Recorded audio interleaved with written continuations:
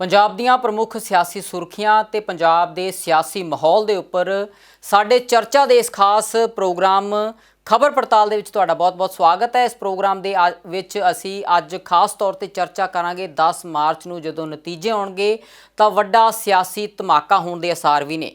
ਕਈ ਥਾਂ ਤੇ ਦੁਬਾਰਾ ਵੋਟਾਂ ਪੈਣ ਦੀ ਗੱਲ ਕਹੀ ਜਾ ਰਹੀ ਹੈ। ਇਹ ਜਾਣਾਂਗੇ ਕਿ ਦੁਬਾਰਾ ਵੋਟਾਂ ਕਿੱਥੇ-ਕਿੱਥੇ ਤੇ ਕਿਉਂ ਪੈ ਸਕਦੀਆਂ ਨੇ ਤੇ ਨਾਲ ਦੀ ਨਾਲ ਗੱਲ ਕਰਾਂਗੇ ਪੀਐਮ ਕਿਸਾਨ ਸਕੀਮ ਬਾਰੇ ਜਿਹਦੀ KYC ਕਰਵਾਉਣੀ ਸਰਕਾਰ ਵੱਲੋਂ ਜ਼ਰੂਰੀ ਕਰ ਦਿੱਤੀ ਗਈ ਹੈ। ਇਹ ਹਦਾਇਤਾਂ ਨੇ ਕਿ ਜਲਦ ਤੋਂ ਜਲਦ ਇਹਦਾ ਜਿਹੜਾ KYC ਦਾ ਜਿਹੜਾ ਪ੍ਰੋਸੈਸ ਹੈ ਉਹਨੂੰ ਪੂਰਾ ਕਰ ਲਿਆ ਜਾਵੇ ਤਾਂ ਜੋ ਕਿਸਾਨਾਂ ਨੂੰ ਜੋ ਉਹਨਾਂ ਦੀ ਜੋ ਉਸ ਦੇ ਵਿੱਚ ਕਿਸਾਨਾਂ ਦੇ ਲਈ ਜੋ ਵਿੱਤੀ ਸਹਾਇਤਾ ਆਉਂਦੀ ਹੈ ਉਸ ਦੇ ਵਿੱਚ ਕੋਈ ਰੋਕ ਨਾ ਪੈਦਾ ਹੋ ਸਕੇ। ਉਸ ਤੋਂ ਬਾਅਦ ਗੱਲ ਕਰਾਂਗੇ ਪਿਛਲੀ ਵਾਰ ਵੱਡੇ ਮਾਰਜਨ ਦੇ ਨਾਲ ਕਈ ਸਿਆਸੀ ਆਗੂ ਜਿੱਤੇ ਸਨ 20-30 ਹਜ਼ਾਰ ਦੇ ਮਾਰਜਨ ਦੇ ਨਾਲ। ਇਸ ਵਾਰ ਉਹਨਾਂ ਸੀਟਾਂ ਦੇ ਉੱਪਰ ਵੀ ਫਸਵੀਂ ਟੱਕਰ ਦੇਖੀ ਜਾ ਰਹੀ ਹੈ। ਅਜਿਹਾ ਕਿਉਂ ਹੋਇਆ, ਕਿਹੜੇ-ਕਿਹੜੇ ਫੈਕਟਰਾਂ ਨੇ ਪ੍ਰਭਾਵਿਤ ਕੀਤਾ ਉਹਨਾਂ ਵਿਧਾਨ ਸਭਾ ਹਲਕਿਆਂ ਨੂੰ ਜਿੱਥੇ ਵੱਡੇ ਮਾਰਜਨ ਨਾਲ ਜਿੱਤਣ ਵਾਲੇ ਆਗੂਆਂ ਦੀ ਵੀ ਫਸਵੀਂ ਟੱਕਰ ਹੈ। ਇਹਨਾਂ ਸਾਰੇ ਮੁੱਦਿਆਂ ਤੇ ਗੱਲ ਕਰਾਂਗੇ ਸੀਨੀਅਰ ਪੱਤਰਕਾਰ ਸੁਰਿੰਦਰ ਡੱਲਾ ਜੀ ਦੇ ਨਾਲ। ਡੱਲਾ ਜੀ ਬਹੁਤ-ਬਹੁਤ ਸਵਾਗਤ ਹੈ ਤੁਹਾਡਾ ਪ੍ਰੋਗਰਾਮ ਦੇ ਵਿੱਚ। ਬਹੁਤ-ਬਹੁਤ ਧੰਨਵਾਦ ਜਗਦੀਸ਼ ਜੀ, ਤੁਹਾਡਾ ਵੀ ਔਰ ਦੁਨੀਆ ਭਰ ਦੇ ਪੰਜਾਬੀਆਂ ਦਾ ਹੀ ਬਹੁਤ-ਬਹੁਤ ਧੰਨਵਾਦ ਜੀ। ਡੱਲਾ ਸਾਹਿਬ, ਪਹਿਲਾ ਸਵਾਲ 10 ਮਾਰਚ ਨੂੰ ਜਦੋਂ ਨਤੀਜੇ ਆਉਣਗੇ, ਜਿਵੇਂ ਤੁਸੀਂ ਗੱਲ ਕਰ ਰਹੇ ਸੀ ਕਿ ਇਹਨਾਂ ਨਤੀਜਿਆਂ ਦੇ ਵਿੱਚ ਹੈਰਾਨਾਕੁਨ ਨਤੀਜੇ ਵੀ ਆ ਸਕਦੇ ਹੈ ਤੇ ਦੁਬਾਰਾ ਚੋਣਾਂ ਹੋਣ ਦੀ ਕਈ ਜਗ੍ਹਾ ਤੇ ਸੰਭਾਵਨਾ ਹੈ। ਇਹ ਦੱਸਣਾ ਦਰਸ਼ਕਾਂ ਨੂੰ ਕਿ ਦੁਬਾਰਾ ਚੋਣਾਂ ਨੇ ਜਿਹੜੀਆਂ ਉਹ ਕਿਉਂ ਹੋਣ ਜਾ ਰਹੀਆਂ ਨੇ ਤੇ ਕਿੱਥੇ-ਕਿੱਥੇ ਅਜਿਹੀ ਸੰਭਾਵਨਾ ਬਣ ਰਹੀ ਹੈ। ਦੇਖੋ, ਪਹਿਲਾਂ ਤਾਂ ਸਾਨੂੰ ਇਹ ਗੱਲ ਸਮਝਣੀ ਪਏਗੀ ਕਿ ਕੋਈ ਵੀ ਜਿਹੜਾ ਰਿਪਰੈਜ਼ੈਂਟੇਟਿਵ ਹੈ, ਜਨ ਪ੍ਰਤੀਨਿਧੀ ਹੈ ਜੀ, ਉਹ ਇੱਕੋ ਅਹੁਦੇ ਤੇ ਰਹਿ ਸਕਦਾ ਹੈ। ਜਾਂ ਤਾਂ ਉਹ ਵਿਧਾਇਕ ਬਣ ਸਕਦਾ ਹੈ ਜਾਂ ਮੈਂਬਰ ਪਾਰਲੀਮੈਂਟ ਬਣ ਸਕਦਾ ਹੈ। ਔਰ ਇਸ ਵਕਤ ਜਿਹੜੀਆਂ ਜਿੱਥੇ 10 ਮਾਰਚ ਤੋਂ ਬਾਅਦ 6 ਮਹੀਨਿਆਂ ਦੇ ਵਿੱਚ ਚੋਣਾਂ ਪੈਣੀਆਂ ਲਾਜ਼ਮੀ ਹੋ ਸਕਦੀਆਂ ਨੇ, ਵੋਟਾਂ ਪੈਣੀਆਂ ਲਾਜ਼ਮੀ ਹੋ ਸਕਦੀਆਂ ਨੇ, ਉੱਥੇ 3 ਵੱਡੇ ਪੋਲੀਟੀਕਲ ਲੀਡਰ ਮੁੱਖ ਰੂਪ 'ਚ ਪੰਜਾਬ ਦੇ ਆਉਂਦੇ ਆ ਜੀ। ਸਾਨੂੰ ਸਾਰਿਆਂ ਨੂੰ ਪਤਾ ਹੈ ਭਗਵੰਤ ਮਾਨ ਧੂਰੀ ਤੋਂ ਚੋਣ ਲੜ ਰਹੇ ਨੇ ਵਿਧਾਨ ਸਭਾ ਦੀ। ਭਗਵੰਤ ਮਾਨ ਮੈਂਬਰ ਪਾਰਲੀਮੈਂਟ ਨੇ ਸੰਗਰੂਰ ਦੇ। ਹੁਣ ਅਗਰ ਭਗਵੰਤ ਮਾਨ ਜਿੱਤਦੇ ਨੇ ਤੇ ਫਿਰ ਭਗਵੰਤ ਮਾਨ ਕੋਲੇ ਇਹ ਆਪਸ਼ਨ ਹੋਏਗੀ ਕਿ ਕੀ ਉਹ ਮੈਂਬਰ ਪਾਰਲੀਮੈਂਟ ਹੀ ਬਣੇ ਰਹਿਣਾ ਚਾਹੁੰਦੇ ਨੇ ਜਾਂ ਉਹ ਵਿਧਾਇਕ ਹੀ ਬਣੇ ਰਹਿਣਾ ਚਾਹੁੰਦੇ ਨੇ। ਉਹਨਾਂ ਨੂੰ ਦੋਨਾਂ ਦੇ ਵਿੱਚੋਂ ਇੱਕ ਸੀਟ ਛੱਡਣੀ ਪਏਗੀ। ਔਰ ਅਗਰ ਭਗਵੰਤ ਮਾਨ ਵਿਧਾਨ ਸਭਾ ਦੀ ਸੀਟ ਜਿੱਤਦੇ ਨੇ, ਕਿਉਂਕਿ ਉਹ ਮੁੱਖ ਮੰਤਰੀ ਦੇ ਚਿਹਰੇ ਨੇ, ਤੇ ਮੈਨੂੰ ਲੱਗਦਾ ਹੈ ਕਿ ਉਹਨਾਂ ਨੂੰ ਲੋਕ ਸਭਾ ਦੀ ਸੀਟ ਛੱਡਣੀ ਪੈਣੀ ਹੈ। ਅਗਰ ਆਮ ਆਦਮੀ ਪਾਰਟੀ ਦੀ ਸਰਕਾਰ ਨਾ ਬਣਦੀ ਹੋਈ ਤੇ ਭਗਵੰਤ ਮਾਨ MLA ਜਿੱਤ ਗਏ, ਫਿਰ ਹੋ ਸਕਦਾ ਕਿ ਉਹ ਤੈਅ ਕਰਨ ਵੀ ਮੈਂ MLA ਰਹਿਣਾ ਹੈ ਜਾਂ ਲੋਕ ਸਭਾ ਦੇ ਵਿੱਚ ਰਹਿਣਾ ਹੈ। ਪਰ ਜੇ ਸਰਕਾਰ ਆਮ ਆਦਮੀ ਪਾਰਟੀ ਦੀ ਬਣਦੀ ਹੋਈ ਜਾਂ ਗੱਠਜੋੜ 'ਚ ਬਣਦੀ ਹੋਈ ਜਾਂ ਨੇੜੇ ਤੇੜੇ ਦੀ ਗੱਲ ਹੋਈ, ਕਿਉਂਕਿ ਉਹਨਾਂ ਨੂੰ ਮੁੱਖ ਮੰਤਰੀ ਦਾ ਚਿਹਰਾ ਬਣਾਇਆ ਗਿਆ, ਉਹ ਵਿਧਾਇਕ ਦੇ ਤੌਰ 'ਤੇ ਹੀ ਮੁੱਖ ਮੰਤਰੀ ਦਾ ਚਿਹਰਾ ਨੇ ਤੇ ਵਿਧਾਇਕ ਹੀ ਮੁੱਖ ਮੰਤਰੀ ਬਣ ਸਕਦਾ। ਹੋ ਸਕਦਾ ਫਿਰ ਉਹ ਲੋਕ ਸਭਾ ਦੀ ਸੀਟ ਛੱਡਣ ਜੇ ਉਹ ਜਿੱਤਦੇ ਨੇ। ਅਜਿਹੇ ਦੇ ਵਿੱਚ ਇੱਕ ਸੀਟ ਖਾਲੀ ਹੋਣੀ ਤੈਅ ਹੈ। ਜੇ ਭਗਵੰਤ ਮਾਨ ਵਿਧਾਇਕੀ ਦੀ ਸੀਟ ਨਹੀਂ ਛੱਡਦੇ ਤਾਂ ਲੋਕ ਸਭਾ ਤੋਂ ਅਸਤੀਫਾ ਦੇਣਾ ਪੈਣਾ। ਜੇ ਲੋਕ ਸਭਾ ਦੀ ਸੀਟ ਨਹੀਂ ਛੱਡਦੇ ਤਾਂ ਵਿਧਾਇਕੀ ਤੋਂ ਅਸਤੀਫਾ ਦੇਣਾ ਪੈਂਦਾ। ਹਾਂ, ਅਗਰ ਭਗਵੰਤ ਮਾਨ ਹਾਰ ਜਾਂਦੇ ਨੇ ਫਿਰ ਉਹਨਾਂ ਨੂੰ ਲੋਕ ਸਭਾ ਦੀ ਜਿਹੜੀ ਸੀਟ ਹੈ ਉਹ ਨਹੀਂ ਛੱਡਣੀ ਪੈਣੀ। ਫਿਰ ਇਹ ਨਿਰਭਰ ਕਰਦਾ ਹੈ ਕਿ ਰਿਜ਼ਲਟ ਕਿਹੋ ਜਿਹਾ ਆਉਂਦਾ ਹੈ। ਜਿੱਤਣ ਦੀ ਸੂਰਤ 'ਚ ਉਹਨਾਂ ਨੂੰ ਇੱਕ ਥਾਂ ਵਿਹਲੀ ਕਰਨੀ ਪਵੇਗੀ ਔਰ ਇਲੈਕਸ਼ਨ ਕਮਿਸ਼ਨ ਹਦਾਇਤਾਂ ਮੁਤਾਬਕ, ਰੂਲਸ ਮੁਤਾਬਕ 6 ਮਹੀਨੇ ਦੇ ਵਿੱਚ ਉੱਥੇ ਵੋਟਾਂ ਦੁਬਾਰਾ ਕਰਾਉਣੀਆਂ ਹੁੰਦੀਆਂ। ਦੂਜੀ ਸੀਟ ਹੈ ਸੁਖਬੀਰ ਸਿੰਘ ਬਾਦਲ ਦੀ। ਜਗਦੀਸ਼ ਜੀ, ਸੁਖਬੀਰ ਸਿੰਘ ਬਾਦਲ ਫਿਰੋਜ਼ਪੁਰ ਤੋਂ ਮੈਂਬਰ ਪਾਰਲੀਮੈਂਟ ਨੇ ਔਰ ਜਲਾਲਾਬਾਦ ਤੋਂ ਉਹ MLA ਦੀ ਚੋਣ ਲੜ ਰਹੇ ਨੇ। ਹੁਣ ਅਗਰ ਜਲਾਲਾਬਾਦ ਤੋਂ ਸੁਖਬੀਰ ਬਾਦਲ ਜਿੱਤ ਜਾਂਦੇ ਨੇ ਤੇ ਉਹਨਾਂ ਨੂੰ ਵੀ ਤੈਅ ਕਰਨਾ ਪਏਗਾ ਕਿ ਕੀ ਉਹਨਾਂ ਨੇ ਵਿਧਾਇਕ ਰਹਿਣਾ ਹੈ ਜਾਂ ਉਹਨਾਂ ਨੇ ਮੈਂਬਰ ਪਾਰਲੀਮੈਂਟ ਰਹਿਣਾ ਹੈ। ਫਿਰ ਉਹਨਾਂ ਨੂੰ ਇੱਕ ਸੀਟ ਕੋਲੇ ਰੱਖਣੀ ਪੈਣੀ, ਇੱਕ ਸੀਟ ਤੋਂ ਅਸਤੀਫਾ ਦੇਣਾ ਪੈਣਾ। ਜੇ ਸੁਖਬੀਰ ਬਾਦਲ ਵਿਧਾਇਕ ਬਣੇ ਰਹਿਣਾ ਚਾਹੁਣਗੇ ਤਾਂ ਫਿਰ ਉਹਨਾਂ ਨੂੰ ਲੋਕ ਸਭਾ ਤੋਂ ਅਸਤੀਫਾ ਦੇਣਾ ਪੈਣਾ। ਪਰ ਫਿਰ ਗੱਲ ਉਹੀ ਹੈ, ਅਗਰ ਸੁਖਬੀਰ ਬਾਦਲ ਹਾਰ ਜਾਂਦੇ ਨੇ ਫਿਰ ਉਹਨਾਂ ਨੂੰ ਅਸਤੀਫਾ ਦੇਣ ਦੀ ਜ਼ਰੂਰਤ ਨਹੀਂ ਹੈ। ਫਿਰ ਉਹ ਮੈਂਬਰ ਪਾਰਲੀਮੈਂਟ ਬਣੇ ਰਹਿ ਸਕਦੇ ਨੇ। ਪਰ ਜਲਾਲਾਬਾਦ ਤੋਂ ਅਗਰ ਉਹ ਜਿੱਤਦੇ ਨੇ ਤੇ ਫਿਰ ਉਹਨਾਂ ਨੂੰ ਇੱਕ ਸੀਟ ਛੱਡਣੀ ਪਏਗੀ। ਅਗਰ ਉਹ ਵਿਧਾਇਕ ਦੀ ਸੀਟ ਛੱਡਦੇ ਨੇ ਤੇ ਫਿਰ ਜ਼ਿਮਨੀ ਚੋਣ 6 ਮਹੀਨਿਆਂ 'ਚ ਵਿਧਾਇਕ ਦੀ, ਅਗਰ MP ਦੀ ਸੀਟ ਛੱਡਦੇ ਨੇ ਤਾਂ 6 ਮਹੀਨਿਆਂ ਦੇ ਵਿੱਚ MP ਦੀ ਚੋਣ ਹੋਏਗੀ। ਔਰ ਇੱਕ ਹੋਰ ਬੜੀ ਦਿਲਚਸਪ ਸੀਟ ਹੈ, ਉਹ ਹੈ ਚਰਨਜੀਤ ਚੰਨੀ ਹੋਣਾ ਦੀ। ਦੇਖੋ, ਚਰਨਜੀਤ ਚੰਨੀ 2 ਸੀਟਾਂ ਤੋਂ ਲੜ ਰਹੇ ਨੇ। ਚਰਨਜੀਤ ਚੰਨੀ 2 ਸੀਟਾਂ ਤੋਂ ਲੜ ਰਹੇ ਨੇ। ਅਗਰ ਉਹ ਦੋਵੇਂ ਸੀਟਾਂ ਜਿੱਤ ਜਾਂਦੇ ਨੇ ਤਾਂ ਇੱਕ ਸੀਟ ਉਹਨਾਂ ਨੂੰ ਛੱਡਣੀ ਪਏਗੀ, ਅਸਤੀਫਾ ਦੇਣਾ ਪੈਣਾ ਹੈ। ਅਜਿਹੀ ਸੂਰਤ ਦੇ ਵਿੱਚ ਕੀ ਉਹ ਭਦੌੜ ਤੋਂ ਅਸਤੀਫਾ ਦਿੰਦੇ ਨੇ ਜਾਂ ਚਮਕੌਰ ਸਾਹਿਬ ਤੋਂ ਅਸਤੀਫਾ ਦਿੰਦੇ ਨੇ, ਇੱਕ ਸੀਟ ਵਿਹਲੀ ਹੋਏਗੀ। ਅਗਰ ਚਰਨਜੀਤ ਚੰਨੀ ਇੱਕੋ ਸੀਟ ਤੋਂ ਜਿੱਤਦੇ ਨੇ ਫਿਰ ਕੋਈ ਰੌਲਾ ਨਹੀਂ ਹੈ, ਫਿਰ ਜਿਹੜੀ ਹੈ ਇਹਦੇ 'ਤੇ ਕੋਈ ਦੁਬਾਰਾ ਚੋਣ ਹੋਣ ਦੀ ਕੋਈ ਸੰਭਾਵਨਾ ਨਹੀਂ ਹੈ। ਸੋ ਇਸ ਕਰਕੇ 3 ਸੀਟਾਂ ਨੇ, ਕਿਉਂਕਿ ਚਰਨਜੀਤ ਚੰਨੀ 2 ਸੀਟਾਂ ਤੋਂ ਲੜੇ ਨੇ, ਹੋਰ ਕੋਈ ਵੀ ਉਮੀਦਵਾਰ 2 ਸੀਟਾਂ ਤੋਂ ਨਹੀਂ ਲੜਿਆ। ਕਿਸੇ ਵੀ ਪਾਰਟੀ ਦਾ ਹੋਰ ਕੋਈ ਵੀ ਉਮੀਦਵਾਰ 2 ਸੀਟਾਂ ਤੋਂ ਨਹੀਂ ਲੜਿਆ। ਬਿਕਰਮ ਮਜੀਠੀਆ ਨੇ ਕਾਗਜ਼ 2 ਸੀਟਾਂ ਤੋਂ ਭਰੇ ਸੀ, ਪਹਿਲਾਂ ਮਜੀਠਾ ਤੋਂ ਅਤੇ ਨਾਲ ਅੰਮ੍ਰਿਤਸਰ ਈਸਟ ਤੋਂ, ਪਰ ਬਾਅਦ ਵਿੱਚ ਉਹ ਸਿਰਫ ਅੰਮ੍ਰਿਤਸਰ ਈਸਟ 'ਚ ਆ ਗਏ। ਦੂਸਰੀ ਸੀਟ ਉਹਨਾਂ ਨੇ ਆਪਣੀ ਧਰਮ ਪਤਨੀ ਲਈ ਛੱਡਤੀ।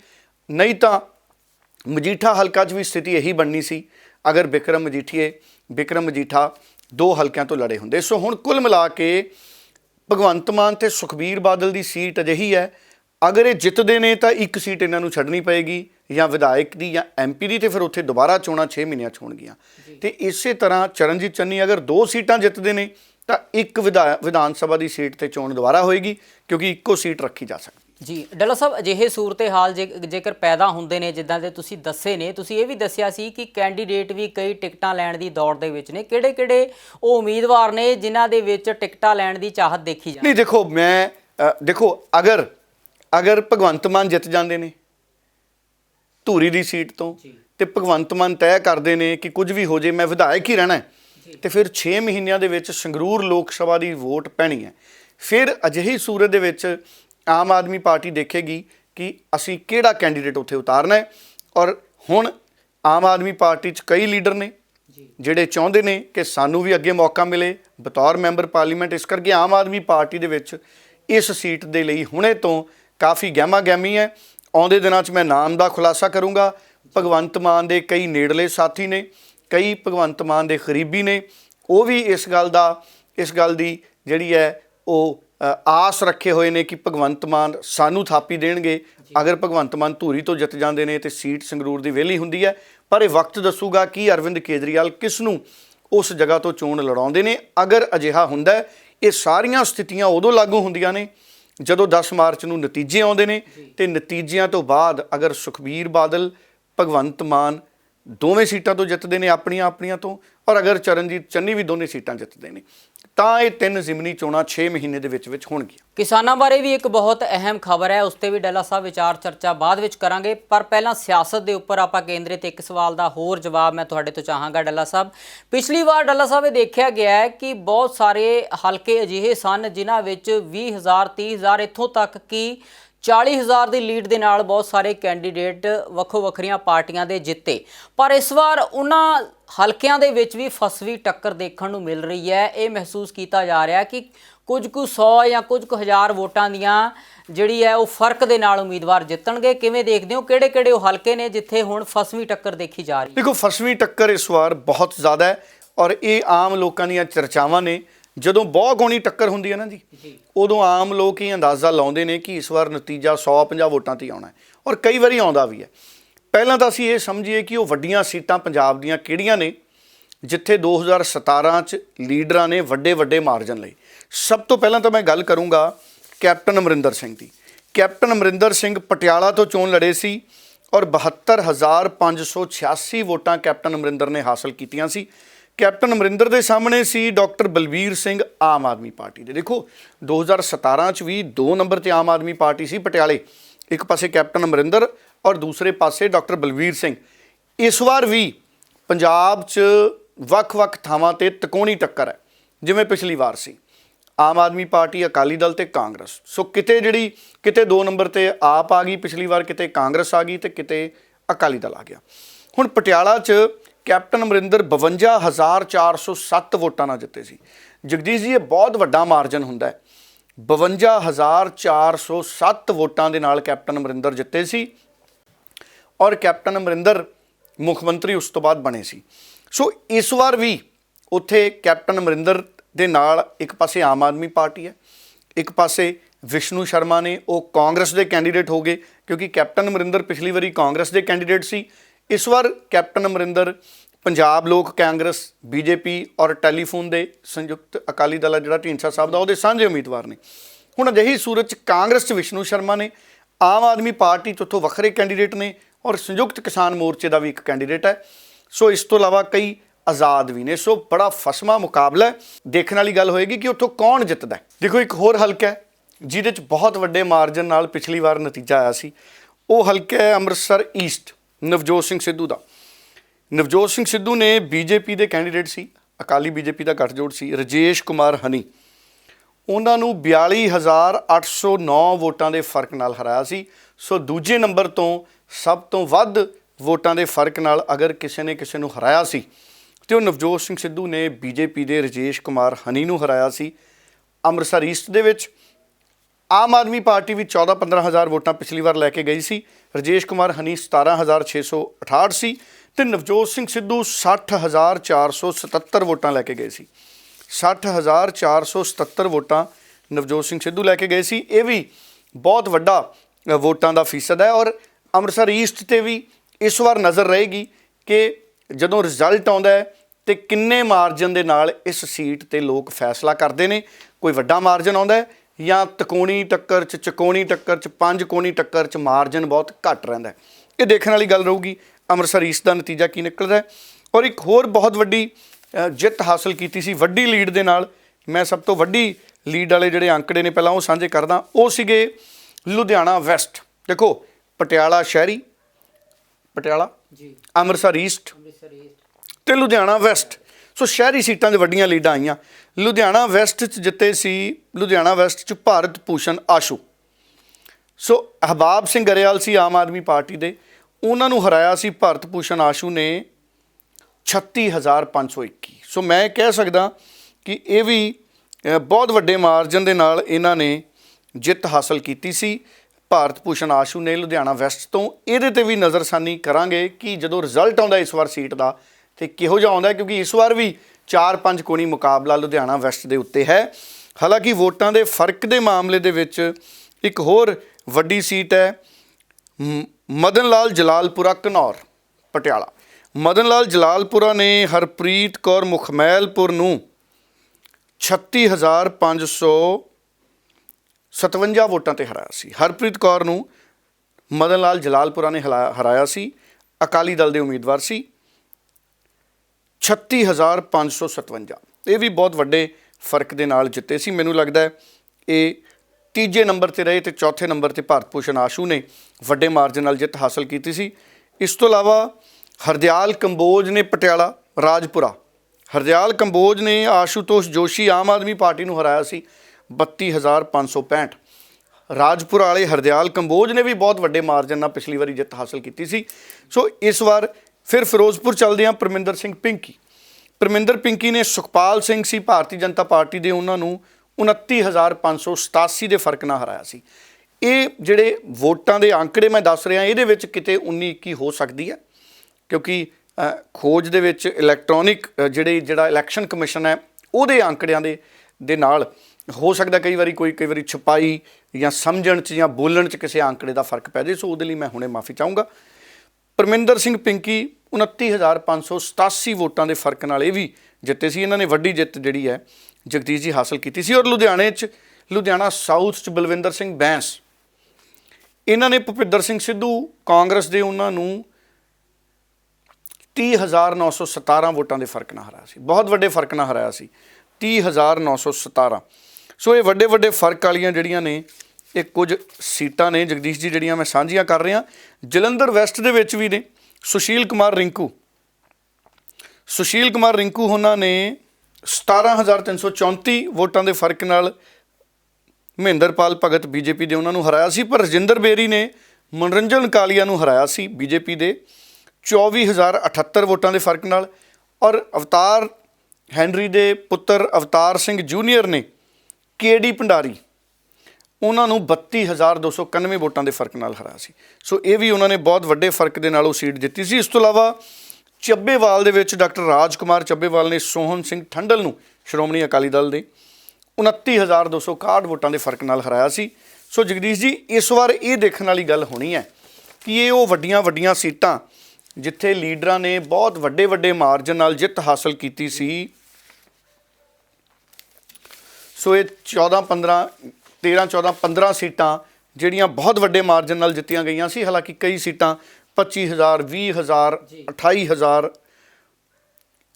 ਮੇਰੇ ਸਾਹਮਣੇ ਹੀ ਹੈ 25 25 22,770 27,000 30,307 ਆ ਵੀ ਅਮਨ ਅਰੋੜਾ ਸੁਨਾਮ ਵਾਲੇ ਵੀ ਜਿੱਤੇ ਸੀ। ਗੋਬਿੰਦ ਸਿੰਘ ਲੌਂਗੋਵਾਲ ਨੂੰ ਅਕਾਲੀ ਦਲ ਦੇ ਹਰਾਇਆ ਸੀ ਇਹਨਾਂ ਨੇ 30,307 ਸੁਨਾਮ ਵਾਲੇ, ਇਹ ਵੀ ਬਹੁਤ ਵੱਡੇ ਵੋਟ ਮਾਰਜਨ ਦੇ ਨਾਲ ਜਿੱਤੇ ਸੀ। ਬ੍ਰਹਮ ਮਹਿੰਦਰਾ ਪਟਿਆਲਾ ਰੂਰਲ ਤੋਂ ਵੱਡੇ ਮਾਰਜਨ ਨਾਲ ਜਿੱਤੇ ਸੀ। ਕਰਨਵੀਰ ਸਿੰਘ ਟਿਵਾਣਾ ਨੂੰ ਹਰਾਇਆ ਸੀ ਇਹਨਾਂ ਨੇ 27,229 ਨਾਲ, ਆਪ ਨੂੰ ਹਰਾ ਕੇ। ਸੋ ਹੁਣ ਦੇਖਣ ਵਾਲੀ ਗੱਲ ਇਹ ਹੈ ਕਿ ਉਹ ਸੀਟਾਂ ਜਿਹੜੀਆਂ ਪਿਛਲੀ ਵਾਰੀ 20,000 ਤੋਂ ਉੱਪਰ ਦੇ ਮਾਰਜਨ ਨਾਲ ਸੀ, ਕੋਈ ਮਾਰਜਨ ਕਿਤੇ 50,000 ਸੀ, ਕੈਪਟਨ ਅਮਰਿੰਦਰ ਨੇ 52,000 ਦੇ ਮਾਰਜਨ ਨਾਲ ਜਿੱਤੇ ਸੀ। ਨਵਜੋਤ ਸਿੰਘ ਸਿੱਧੂ ਲਗਭਗ 42,809 ਦੇ ਮਾਰਜਨ ਨਾਲ ਜਿੱਤੇ ਸੀ। ਸੋ ਇਹ ਸਾਰੇ ਹਲਕੇ ਜਿਹੜੇ ਨੇ ਵੱਡੇ ਮਾਰਜਨ ਵਾਲੇ ਪਿਛਲੀ ਵਾਰੀ, ਇਸ ਵਾਰ ਤਿਕੋਣੀ ਚਕੋਣੀ ਪੰਜ ਕੋਣੀ ਮਲਟੀ ਕੋਣੀ ਟੱਕਰ ਦੇ ਵਿੱਚ ਕਿੱਦਾਂ ਦਾ ਰਿਜ਼ਲਟ ਦਿੰਦੇ ਨੇ, ਰੁਝਾਨ ਦਿੰਦੇ ਨੇ ਜਗਦੀਸ਼ ਜੀ, ਇਹ ਵੀ ਇੱਕ ਬੜੇ ਦਿਲਚਸਪ ਇਸ ਵਾਰ ਪੰਜਾਬ ਦੀ ਸਿਆਸਤ ਦੇ ਵਿੱਚ ਨਤੀਜੇ ਰਹਿਣ ਵਾਲੇ ਨੇ। ਪਤਾ 10 ਮਾਰਚ ਨੂੰ ਲੱਗਣਾ ਹੈ, ਕਿੱਥੋਂ ਕਿਸ ਨੇ ਜਿੱਤਣਾ ਹੈ ਕੁਝ ਨਹੀਂ ਪਤਾ। ਅੰਦਰੂਨੀ ਸਰਵੇਖਣ ਪਾਰਟੀਆਂ ਦੇ ਚੱਲ ਰਹੇ ਨੇ, ਅੰਦਰੂਨੀ ਸਰਵੇਖਣ ਆਪਣਾ ਇੱਕ ਮਨ ਨੂੰ ਤਸੱਲੀ ਦੇਣ ਵਾਲੀ ਗੱਲ ਹੈ, ਪਰ ਨਤੀਜਾ 10 ਮਾਰਚ ਨੂੰ ਆਉਣਾ ਹੈ। ਔਰ ਬੜੇ ਹੈਰਾਨੀਕੁਨ ਜਿਹੜੇ ਅੰਕੜੇ ਨੇ ਇਸ ਵਾਰ ਵੀ ਉਹਨਾਂ ਦੀ ਅਸੀਂ ਉਮੀਦ ਕਰਦੇ ਹਾਂ, ਕਿਉਂਕਿ ਆਮ ਤੌਰ 'ਤੇ ਮੰਨਿਆ ਜਾਂਦਾ ਜਗਦੀਸ਼ ਜੀ, ਜਦੋਂ ਮਲਟੀ ਕਾਰਨਰ ਕੰਟੈਕਸਟ ਹੁੰਦਾ ਨਾ, ਮਲਟੀ ਕਾਰਨਰ ਕੰਟੈਸਟ ਹੁੰਦਾ, ਜਦੋਂ ਧਿਰਾਂ ਮੁਕਾਬਲੇ ਦੇ ਵਿੱਚ ਹੁੰਦੀਆਂ ਨੇ ਤੇ ਵੋਟਰ ਦੀ ਚੁਆਇਸ ਬਦਲ ਜਾਂਦੀ ਹੈ। ਜਦੋਂ 5-6 ਬੰਦੇ ਖੜੇ ਨੇ, 7 ਬੰਦੇ ਖੜੇ ਨੇ, ਤੇ ਉਦੋਂ ਵੋਟਰ ਦੀ ਚੁਆਇਸ, ਜਦੋਂ ਵੱਡੀਆਂ ਪਾਰਟੀਆਂ ਚੰਗੇ ਕਿਰਦਾਰ ਦੇ ਲੋਕ ਆ ਜਾਂਦੇ ਨੇ ਤੇ ਵੋਟ ਵੰਡੀ ਜਾਂਦੀ। ਇਸ ਵਾਰ ਉਹ ਵੋਟ ਸ਼ੇਅਰ ਕਿਵੇਂ ਵੰਡਿਆ ਜਾਂਦਾ ਹੈ, ਇਹ ਬੜਾ ਦੇਖਣ ਵਾਲੀ ਗੱਲ ਹੈ, ਕਿਉਂਕਿ ਪਿਛਲੀ ਵਾਰ ਦੇ ਮੁਕਾਬਲੇ ਇਸ ਵਾਰ ਵੋਟਾਂ ਵੀ ਘੱਟ ਪਈਆਂ। ਸੋ ਇਸ ਕਰਕੇ ਪਿਛਲੀ ਵਾਰ ਦੇ ਮੁਕਾਬਲੇ ਵੋਟਾਂ ਘੱਟ ਪਈਆਂ ਨੇ, ਕੈਂਡੀਡੇਟ ਜ਼ਿਆਦਾ ਨੇ, ਜਿੱਤਣ ਦੇ ਫਰਕ ਕਿੰਨੇ ਰਹਿਣਗੇ, ਵੱਡੇ ਦਿੱਗਜ ਉਹਨਾਂ ਦੀਆਂ ਸੀਟਾਂ 'ਤੇ ਕਿਹੋ ਜਿਹੇ ਫਰਕ ਪੈਣਗੇ। ਹੁਣ ਭਗਵੰਤ ਮਾਨ ਦੀ ਸੀਟ ਦਾ ਨਤੀਜਾ ਕੀ ਰਹੂਗਾ? ਇੱਕ ਪਾਸੇ ਭਗਵੰਤ ਮਾਨ ਹੈ, ਇੱਕ ਪਾਸੇ ਦਲਵੀਰ ਗੋਲਡੀ ਹੈ। ਉਹ ਸੀਟ ਕਿੰਨੇ ਫਰਕ ਨਾਲ ਕਿਹੜਾ ਉਮੀਦਵਾਰ ਜਿੱਤਦਾ, ਲੋਕਾਂ ਦੇ ਲਈ ਬੜੀ ਦਿਲਚਸਪੀ ਵਾਲੀ ਗੱਲ ਬਣੀ ਹੋਈ ਹੈ। ਔਰ ਪਿੰਡਾਂ 'ਚ ਅੱਜ ਕੱਲ੍ਹ ਸ਼ਰਤਾਂ ਲੱਗ ਰਹੀਆਂ ਨੇ, ਕੋਈ ਕਹਿੰਦਾ ਆ ਇੰਨੇ ਹਜ਼ਾਰ 'ਤੇ ਜਿੱਤੂ, ਕੋਈ ਕਹਿੰਦਾ ਆ ਉਮੀਦਵਾਰ ਇੰਨੇ ਹਜ਼ਾਰ 'ਤੇ ਜਿੱਤੂ। ਆ ਆਪਣੇ ਸ਼ੋਅ ਦੇ ਨੀਚੇ ਵੀ ਕਮੈਂਟ ਆ ਜਾਂਦੇ, ਕੋਈ ਕਹਿ ਰਿਹਾ ਭਗਵੰਤ ਮਾਨ ਇੰਨੇ ਨਾਲ ਜਿੱਤੂ, ਕੋਈ ਕਹਿੰਦਾ ਦਲਬੀਰ ਗੋਲਡੀ ਇੰਨੇ ਨਾਲ ਜਿੱਤੂ, ਕੋਈ ਕਹਿ ਰਿਹਾ ਸਾਡਾ ਕੈਂਡੀਡੇਟ ਇੰਨੇ ਵੋਟਾਂ ਦੇ ਨਾਲ ਜਿੱਤੂ। ਸੋ ਸਾਰੇ ਜਿਹੜੇ ਆਪਣੇ ਪਾਰਟੀਆਂ ਦੇ ਲੋਕ ਨੇ ਉਹ ਵੱਡੇ ਕਰਦੇ ਨੇ, ਸੀਟਾਂ ਦੇ ਦਾਅਵੇ ਵੀ ਨੇ। ਆ ਸ਼੍ਰੋਮਣੀ ਅਕਾਲੀ ਦਲ ਵਾਲੇ 1-2 ਦਿਨ ਪਹਿਲਾਂ ਕਹਿੰਦੇ ਸੀ 80 ਤੋਂ ਵੱਧ ਸੀਟਾਂ ਲੈ ਕੇ ਜਾਵਾਂਗੇ, ਸੁਖਬੀਰ ਕਹਿੰਦੇ ਸੀ, ਕਾਂਗਰਸ ਵਾਲੇ ਵੀ ਕਹਿੰਦੇ ਬਹੁਮਤ ਲਵਾਂਗੇ, ਆਪ ਵਾਲੇ ਵੀ ਕਹਿੰਦੇ ਬਹੁਮਤ ਲਵਾਂਗੇ।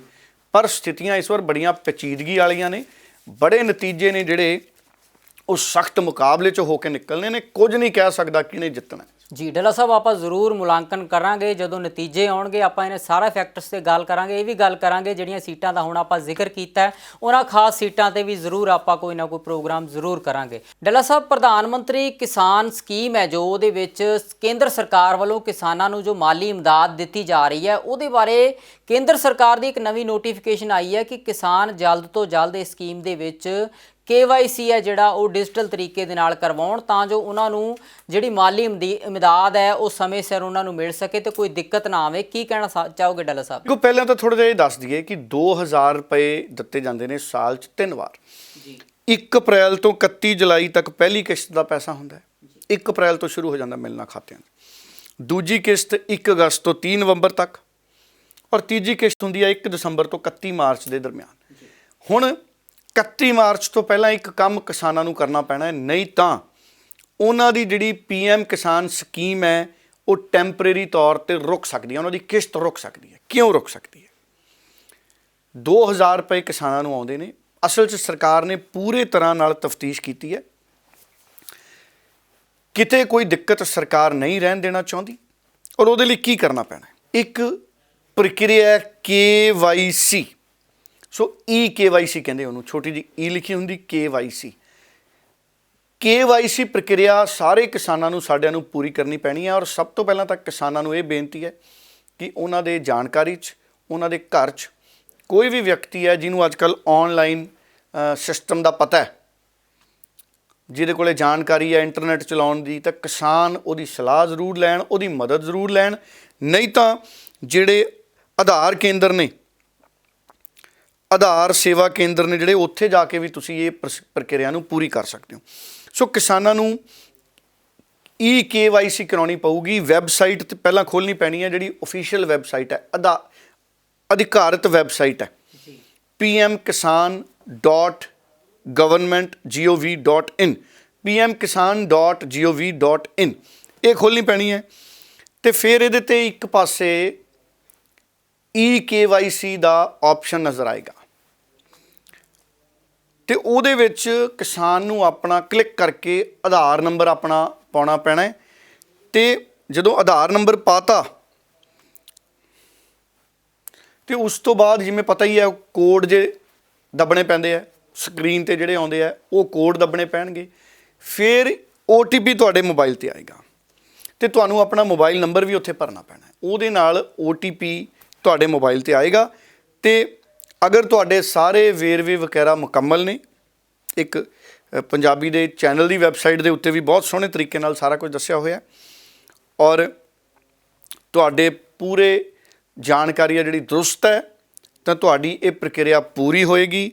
ਔਰ ਅਗਰ ਕੋਈ ਕਮੀ ਪੇਸ਼ੀ ਹੋਈ ਤਾਂ ਇਹ ਠੀਕ ਕਰਾਉਣੀ ਪੈਣੀ ਹੈ। ਫਿਰ ਇਹ ਤੁਹਾਨੂੰ ਉਹ ਦੱਸ ਦੇਗਾ ਕਿ ਇਹ ਪੂਰਾ ਮੁਕੰਮਲ ਤੁਹਾਡਾ ਨਹੀਂ ਹੋਇਆ। ਸੋ ਇਸ ਕਰਕੇ 31 ਮਾਰਚ ਤੋਂ ਪਹਿਲਾਂ KYC ਕਰਾਉਣੀ ਬਹੁਤ ਜ਼ਰੂਰੀ ਹੈ। ਔਰ ਅਸੀਂ ਵੀ ਕੋਸ਼ਿਸ਼ ਕਰਾਂਗੇ, ਮੈਂ ਬੇਨਤੀ ਕਰੂੰਗਾ ਜਗਦੀਸ਼ ਜੀ ਨੂੰ ਕਿਸੇ ਦਿਨ ਕੰਪਿਊਟਰ ਖੋਲ੍ਹ ਕੇ ਪੂਰਾ ਪ੍ਰੋਸੈਸ ਹੈ ਜਿਹੜਾ ਉਹ ਇੱਕ ਵਾਰੀ ਕਰਕੇ ਦਿਖਾ ਦੇਣ, ਤਾਂ ਕਿ ਸਾਡੇ ਕਿਸਾਨ ਭਰਾਵਾਂ ਨੂੰ ਸਮਝ ਆ ਜਾਏ। ਬਹੁਤ ਸਾਰੇ ਕਿਸਾਨ ਨਿਸ਼ਚਿਤ ਤੌਰ ਤੇ, ਮੈਨੂੰ ਆਪ ਨਹੀਂ ਹਜੇ ਇਹਦੇ ਬਾਰੇ ਕੋਈ ਜ਼ਿਆਦਾ ਕਰਨ ਦਾ ਤਰੀਕਾ ਪਤਾ, ਮੈਂ ਵੀ ਕਰਕੇ ਦੇਖੂੰਗਾ। ਸੋ ਸਾਰਿਆਂ 'ਚ ਆਪਾਂ ਜਾਗਰਤੀ ਪੈਦਾ ਕਰ ਦਈਏ। ਸੋ ਸੇਵਾ ਕੇਂਦਰ, ਆਧਾਰ ਸੇਵਾ ਕੇਂਦਰ ਜਾਂ ਪਿੰਡ ਦੇ ਜਿਹੜੇ ਹੋਰ ਸਿਆਣੇ ਨੌਜਵਾਨ ਨੇ ਜਿਨ੍ਹਾਂ ਨੂੰ ਅੱਜ ਕੱਲ੍ਹ ਸਾਰਿਆਂ ਨੂੰ ਇੰਟਰਨੈਟ ਵਗੈਰਾ ਆਉਂਦਾ ਹੈ, ਕਿਸਾਨ ਉਹਨਾਂ ਦੀ ਸਲਾਹ ਜ਼ਰੂਰ ਲੈਣ। ਇਹ ਇਨਫੋਰਮੇਸ਼ਨ ਜਾਗਰਤੀ ਦੇ ਮੱਦੇਨਜ਼ਰ ਇਹ ਮੈਂ ਗੱਲ ਦੱਸੀ ਹੈ, ਮੈਂ ਤਕਨੀਕੀ ਪ੍ਰਕਿਰਿਆ ਨਹੀਂ ਦੱਸੀ। ਕੋਈ ਮੇਰੇ ਵੱਲੋਂ ਖਾਮੀ ਰਹੀ ਹੋਵੇ ਤਾਂ ਉਹਦੇ ਲਈ ਮੈਂ ਮਾਫੀ ਚਾਹੁੰਦਾ, ਪਰ ਇਹਦੀ ਬਾਰੇ ਜਾਣਕਾਰੀ ਜ਼ਰੂਰ ਕਿਸਾਨ ਹਾਸਲ ਕਰਨ, ਸਹੀ ਜਾਣਕਾਰੀ, ਤੇ ਇਹਨੂੰ ਮੁਕੰਮਲ ਕਰਨ ਤਾਂ ਕਿ ਕਿਸੇ ਦਾ 2000 ਰੁਪਈਆ ਨਾ ਰੁਕੇ। ਜੀ ਡੱਲਾ ਸਾਹਿਬ, ਬਹੁਤ ਬਹੁਤ ਧੰਨਵਾਦ ਤੁਹਾਡਾ। ਤੁਸੀਂ ਅੱਜ ਸਿਆਸੀ ਖਬਰਾਂ ਦੇ ਨਾਲ ਨਾਲ ਇਹ ਬਹੁਤ ਮਹੱਤਵਪੂਰਨ ਜਾਣਕਾਰੀ ਵੀ ਕਿਸਾਨਾਂ ਨੂੰ ਦਿੱਤੀ ਹੈ। ਹੁਣ ਆਪਾਂ ਇਜਾਜ਼ਤ ਲੈਂਦੇ ਹਾਂ ਜੀ ਦਰਸ਼ਕਾਂ ਤੋਂ। ਬਹੁਤ ਬਹੁਤ ਧੰਨਵਾਦ। ਬਹੁਤ ਬਹੁਤ ਧੰਨਵਾਦ ਜੀ।